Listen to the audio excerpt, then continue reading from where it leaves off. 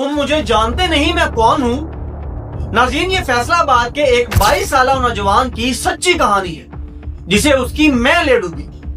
ये लगभग 25 साल पहले का वाकया है।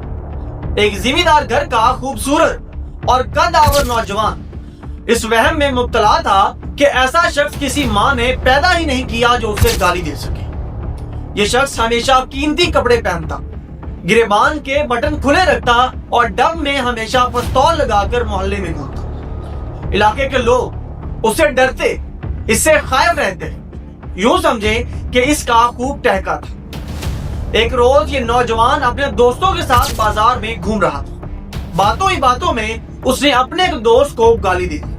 जवाब में इस दोस्त ने भी उस नौजवान को गाली दी। बस फिर क्या था, इस मगरूर नौजवान का दिमाग फिर गया। उसने हैरान होकर पूछा कि तुमने मुझे गाली दी? दोस्त ने कहा कि तुमने मुझे गाली दी और मैंने तुम्हें, अब हिसाब बराबर। अब अकड़ में मुब्तला इस ये नौजवान अपनी होश खो बैठा। उसने अपना पिस्तौल निकाला और सारी गोलियां इस शख्स के सीने में उतार दी जिसने उसे गाली दी थी। इसका दोस्त जमीन पर गिरा और वहीं ठंडा हो गया। कातिल नौजवान भी हक्का बक्का वहीं खड़ा रहा और यहाँ तक कि उसे वहां मौजूद लोगों ने फौरन काबू कर लिया।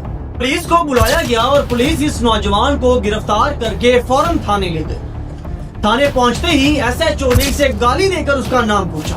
फिर तफ्तीशी ने उसे बात बात पर गालियां देकर कई सवालात किए। उसे हवालात में डाल दिया गया तो सिपाही भी उसे गालियां देकर उसे पुकारते रहे।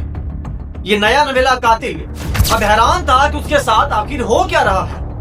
कहां वो किसी की गाली नहीं सुनता था, एक गाली की वजह से उसने अपने दोस्त को कत्ल कर दिया, और कहां अब हर शख्स उसे गालियां दे रहा है और वो कुछ भी नहीं कर सकता। खैर, अदालत ने उसे पूछा कि तुमने अपने दोस्त को क्यों कत्ल किया?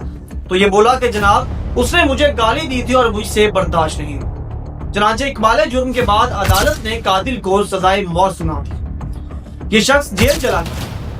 वहां बड़े बड़े बदमाश और सूरमे पहले से मौजूद थे।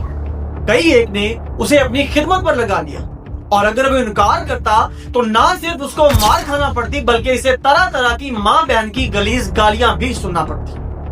कुछ दिन गुजरे तो उसकी बीवी ने एक बेटे को जन्म दिया। कुछ माह बाद जब वो बेबी मुलाकात पर आई तो अकेली थी। उसने पूछा कि मेरे बेटे को क्यों नहीं लाई है?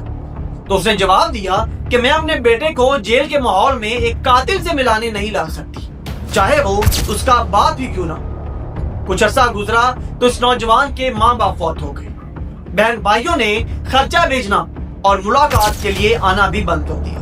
मगर इस शख्स को उस वक्त बहुत बड़ा धचका लगा जब इसकी बीवी ने खुला का दावा किया और अदालत से ये कहकर खुला ले ली कि इसका शौहर सजाए मौत का कैदी है और वो उसकी खातिर अपनी और अपने बच्चे की जिंदगी बर्बाद नहीं कर सकती। अदालत ने खातून के हक में डिग्री जारी कर दी।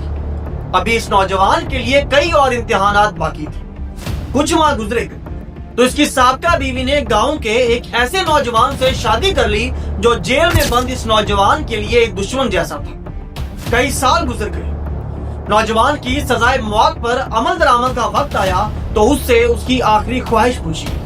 उसने कहा कि मैं अपने बेटे को मिलना चाहता हूँ, एक बार उसे आखिरी दफा सीने से लगाना चाहता हूँ। जेल इंतजामिया ने कोशिश की मगर ना सिर्फ उसकी साबका बीवी ने बेटे को शौहर से मिलाने से इनकार कर दिया बल्कि बेटे ने खुद भी बाप के सामने जाने से माजरत कर ली और यूं एक शख्स आखिरी ख्वाहिश दिल में लिए इस दुनिया से रुखसत हो गया। नाज़रीन, इस सच्ची कहानी में उन लोगों के लिए बहुत बड़ा सबक मौजूद है जो हर वक्त मैं के घोड़े पर सवार रहते हैं और दूसरे इंसानों को इंसान ही नहीं समझते।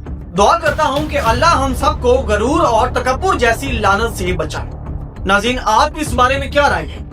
अपनी कीमती राय का इज़हार कमेंट सेक्शन में जरूर कीजिएगा और मजीद इस तरह की वीडियोस और क्राइम स्टोरीज के लिए मेरे चैनल को विजिट करना और सब्सक्राइब करना बिल्कुल ना भूलिएगा। तो मिलते हैं किसी अगली वीडियो में, तब तक के लिए अल्लाह हाफ़िज़।